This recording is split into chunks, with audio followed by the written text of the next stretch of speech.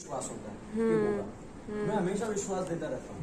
तो बहुत टूटा हुआ है उसको विश्वास देता हूँ। मैं तो पूरी टूटी हुई पता है हूँ।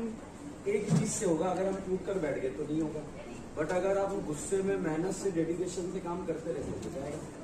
ठीक है सर, इतना विश्वास नहीं था आपको पढ़ाने से पहले, इतना विश्वास नहीं था कि हमारा होगा ही।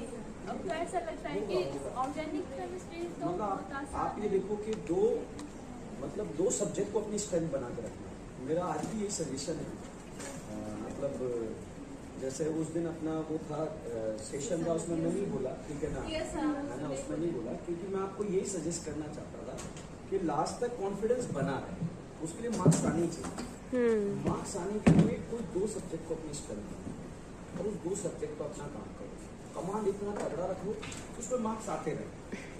आप समझो कोई भी टेस्ट आपने दिया, आपके जो है दो तीनों सब्जेक्ट मिला के 550 आ रहे हैं, भले एक सब्जेक्ट में 50 आ रहे हैं, 40 आ रहे हैं, केमिस्ट्री में मान लो, ठीक है, तब भी आपको बुरा नहीं लगेगा, अच्छा लगेगा कि यार मैं कर सकती हूँ, 100 ही नंबर और बढ़ाने मुझे या 50 ही नंबर और बढ़ाने।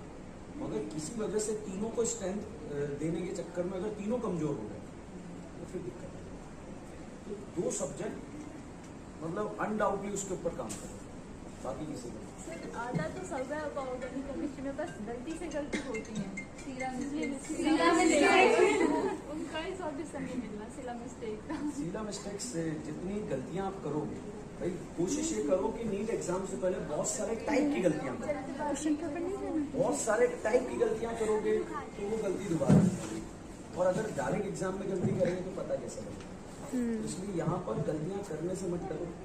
कोई भी टेस्ट है तो उस टेस्ट को छोड़ो मत, ठीक है ना, भले दो सब्जेक्ट रेडी करके जाओ आप, मगर उसको अच्छे से रेडी करो। यार वो बहुत बढ़िया से कवर कर लिया मैंने, और मान लो कि 3 सब्जेक्ट है, अब 10 चैप्टर आ रहे हैं, तो टेस्ट मत छोड़ो, भले 5 रेडी करो, 6 रेडी करो, मगर अच्छे से करो, ताकि उसमें नंबर आए कि भैया मैंने 400 नंबर का अटैम्प्ट करा था, 390 आ गए, इस बात की खुशी है तो जितना आपने करा।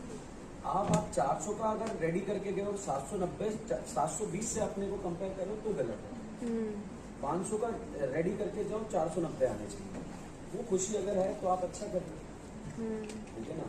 आप देखो जो भी बच्चा नीट एग्जाम देता है, हर बच्चा तो ऊपर थोड़ी होता है, मगर हर बच्चा डॉक्टर होता है जो सेलेक्ट होता है, ठीक है। तो आप टॉपर बनने से पहले सिलेक्शन के लिए काम करो।